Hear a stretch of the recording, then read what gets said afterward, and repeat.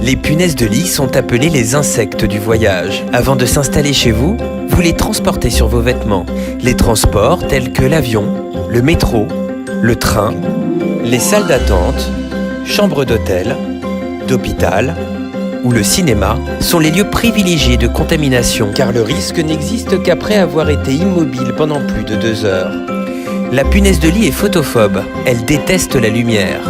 Le jour, elle se cache dans les fentes des planchers, dans les plinthes, dans les literies, derrière les cadres et tableaux, les tringles de rideaux, commodes, coffres et dans tous les autres recoins confinés, à l'abri de la lumière.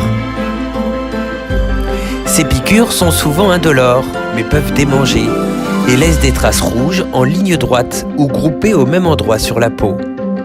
Elles se situent le plus souvent sur les extrémités exposées comme les bras, les jambes et la nuque. La punaise de lit est reconnaissable par son comportement qui la différencie des autres insectes.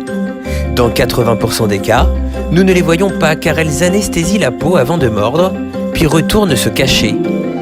La piqûre est donc indolore. Elle ne pique pas tout le monde. Elle privilégie les peaux fines, les enfants, les femmes, puis les hommes. Elle ne pique que lorsque l'on est immobile pendant plus de 2 heures.